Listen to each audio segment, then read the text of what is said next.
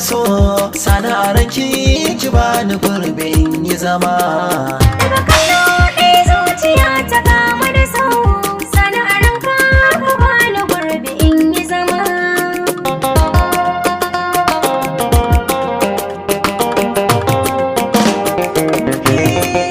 Kyamanta da ni zuciya a san ki ne ta mato dan na kamu babu tsammani babu zato ko ina zan je sunan ki nake yawan ambato ki mini so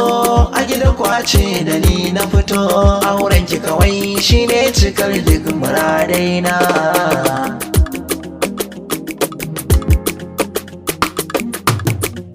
Lafazin bakin ka tausasa su suke kiɗima ne a fagen ƙaunar ka na nisa babu mai kama ne ko mene ai mini uzuri san ka ne ya ja ne da ni da kai shakuwar mu ta wuce mizani za na fi so a ce da kai uban ƴaƴana. Na samu rabona su yi da makwanci na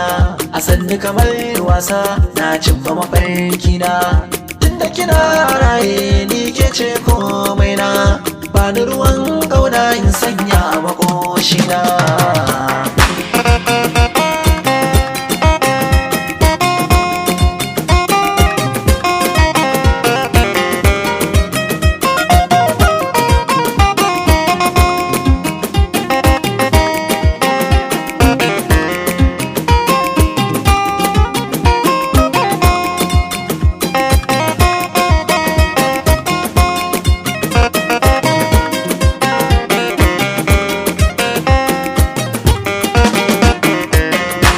Jana mai gida na ɗakin kaza na kwana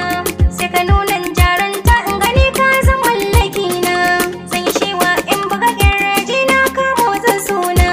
to a sa in tabbas har gwalo zan maka waye na ya zamanto ƴar lele ko dangi an faɗi zance na. Hayyana ta ko sa'a inda na samo mai nuna ƙauna mai kyau mai sura wacce ta san daraja ga iyayena mata neman magana don burinta ta kare mutunci na kin zamanta mun fitila kin kore duhu da kasashe na doki jalin zamina. Na zamto sarauniya ka zama sarki angona in na haifo jariri ka saka mishi sunan abbana in ka dawo oyoyo mu taro ka da shi kai bibina so ka zauna ka huta ga fura mai sanyi gubina